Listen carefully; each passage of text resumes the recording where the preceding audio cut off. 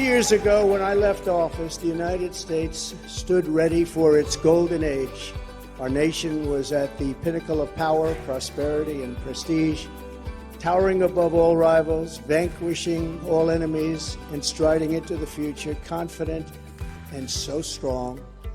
In 4 short years, everybody was doing great. Men, women, African Americans, Asian Americans, Hispanic Americans, everybody was thriving like never before. There was never a time like this. We turned the page on decades of globalist sellouts and one-sided trade deals, lifted millions out of poverty, and together we built the greatest economy in the history of the world.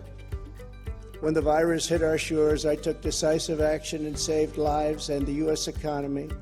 And by October of the same year, America was roaring back with the #1 fastest economic recovery ever recorded. How about that? All of the incoming administration and all they had to do was just sit back and watch. Inflation was non-existent. Our southern border was by far the strongest ever. And because the border was so tight, drugs were coming into our country at the lowest level in many, many years.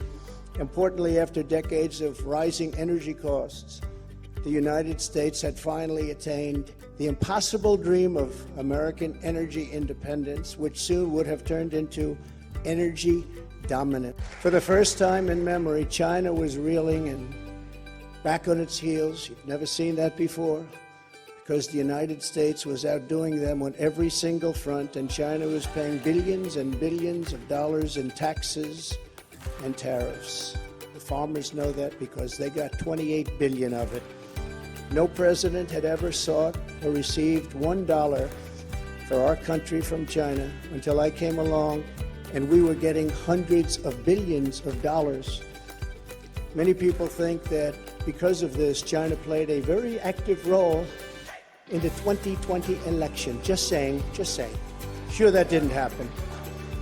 Instead of jobs and factories leaving America for China, they were for the first time ever leaving China. Businesses were pouring back because of our historic tax and regulation cuts, the biggest in both categories in history, bigger even than what Ronald Reagan was able to produce, and he produced a lot.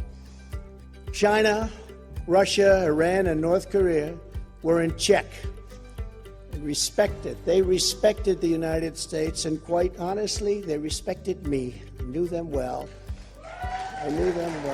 The vicious ISIS caliphate, which no president was able to conquer, was decimated by me and our great warriors in less than 3 weeks, and al-Baghdadi, its founder, was hunted down and killed. North Korea had not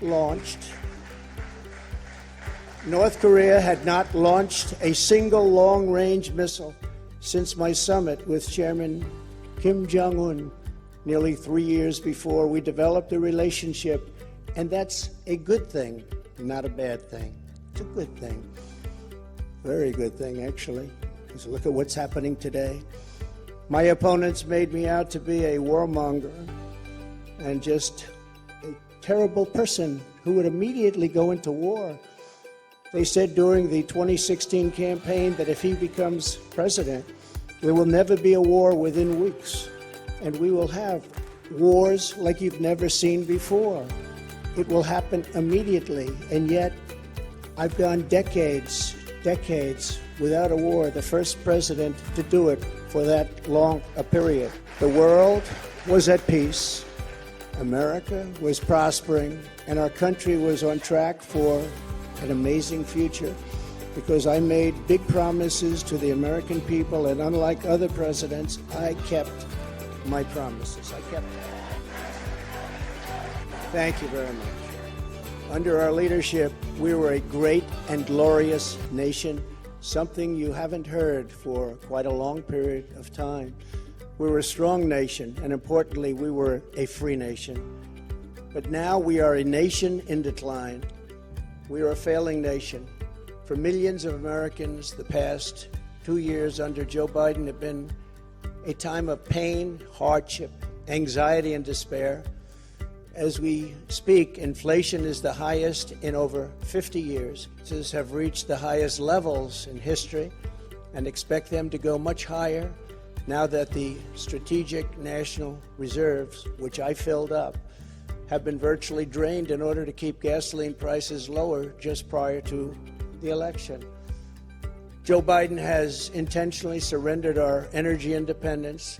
There is no longer even a thought of dominance, and we are now begging for energy help from foreign nations, many of whom find us detestable. Our southern border has been erased, and our country is being invaded by millions and millions of unknown people, many of whom are entering for a very bad and sinister reason. And you know what that reason is. We will be paying a big price for this invasion into our country for years to come. Hundreds of thousands of pounds of deadly drugs, including very lethal fentanyl, are flooding across the now open and totally porous southern border. The blood-soaked streets of our once great cities are cesspools of violent crimes, which are being watched all over the world as leadership of other countries explain that this is what America and democracy is really all about. How sad. The United States has been embarrassed, humiliated, and weakened for all to see. The disasters in Afghanistan, perhaps the most embarrassing moment in the history of our country, where we lost lives, left Americans behind, and surrendered $85 billion worth of the finest military equipment anywhere in the world. And Ukraine, which would have never happened if I were your president, are something, and even the Democrats admit that. That's something I've seen them admit over and over again. Our enemies are speaking of us with scorn and laughter and derision because of those two events. But there are many more. Even just today, a missile was sent in, probably by Russia, to Poland, 50 miles into Poland, and people are going absolutely wild and crazy, and they're not happy. They're very, very angry. Now we have a president who falls asleep at global conferences, was held in contempt by the British Parliament over Afghanistan. Thanks to words of wisdom, he said thank you to the wrong country for inviting him to a major summit on the environment of all things.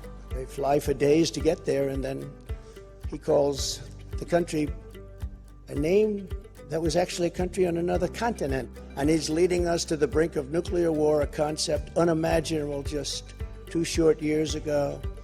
You cannot mention the nuclear word. It's too devastating.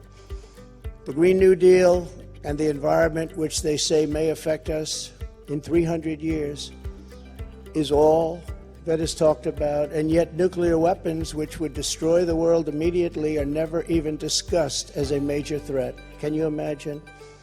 They say the ocean will rise 1/8 of an inch over the next 200 to 300 years. But don't worry about nuclear weapons that can take out entire countries with one shot.